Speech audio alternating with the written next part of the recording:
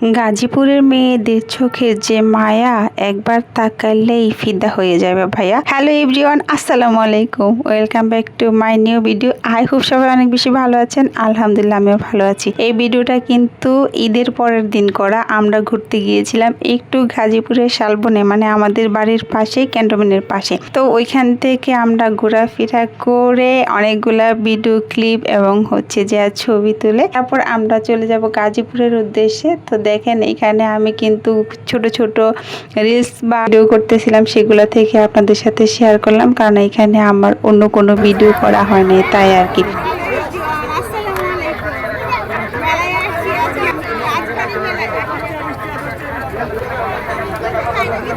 গাজীপুর হচ্ছে মেলা হচ্ছিল ঈদের দিন এবং ঈদের পরের দিন মিলে।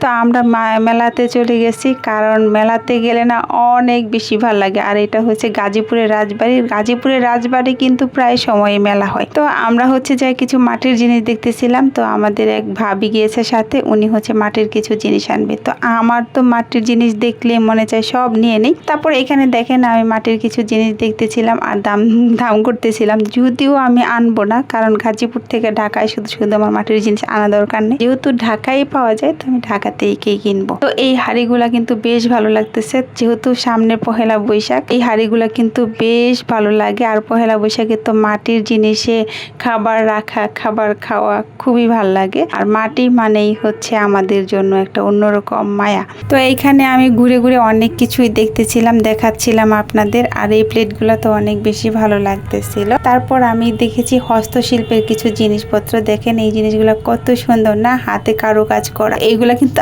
আমিও পারি, বাট এখন টাইম নেই, সেজন্য করা হয় না। আমি ছোটবেলায় বেশ কাজ করতাম, অনেক কাজ করতাম। এগুলো আমরা প্রায় সময় বাড়িতে বানাইতাম বেত দিয়ে আর হচ্ছে গিয়ে কি বলে উল দিয়ে। তো এইখানে আবার একটা কুলা দেখে আমার খুব ইচ্ছে হলো যে আমি একটু কুলাটা নিয়ে ঝাড়াঝাড়ি করতে থাকি। যেহেতু আমি আসলে গ্রামের মেয়ে, এগুলা দেখলেই আমার অনেক ভালো লাগে, কারণ এখন গ্রামে থাকি না, এগুলা থেকে অনেক বেশি দূরে। এগুলো দেখলেই না অন্যরকম একটা মায়া লাগে। তারপর আপনাদের সাথে আরো কিছু জিনিসপত্র দেখাচ্ছিলাম। দেখেন এই জুড়িটা না বেশ ভালো লাগছে। তো এই জুড়িটা দেখার পরে আমি যখন আরো একটা জুড়ি দেখেছি, এই জুড়িটা দেখার পরে আমি বলছি যখন বারবি গার্লের ফটোশুট করতে যাব, এটা নিয়ে যাব ফুল রাখার জন্য। তারপরে এখানে কিছু ঝাঁপি দেখতেছিলাম। দেখেন রং করা ঝাঁপি, এই ঝাঁপিগুলো তো অনেক বেশি ভালো লাগে। এই ঝাঁপিগুলো আমাদের এলাকায় আগে তৈরি হইতো, এখন হয় কিনা আমি জানি না, বাট এই ঝাঁপিগুলো কিন্তু অনেক বেশি সুন্দর।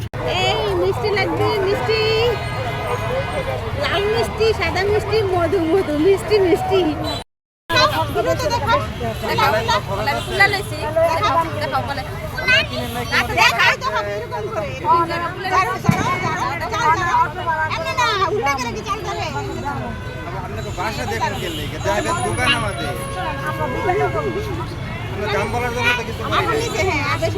আমরা বলছি যে মালের এগুলো দাম বেশি। আচ্ছা কত দিবেন? অনেকদিন পর আসছি হচ্ছে সামনের আগে রাজবাড়ি মাঠ থেকে শুধু ঘুরে চলে যেতাম, আর শহীদ মিনারের পাশে আসা হয় নাই কখনো। আর যখনই আসি কোনো না কোনো প্রোগ্রামের সময় আসি, তখন দেখা যায় এত লোকজন থাকে, ধাক্কাধাক্কি করতে আর মানে ভিতরে কোনো মতো ঢুকতে পারলে আর বের হতে ইচ্ছে করে। তো আজকে একদমই ফাঁকা, ঈদের পরের দিন। তো গতকালকে হচ্ছে এখানে মেলা হয়েছিল, আজকেও আছে।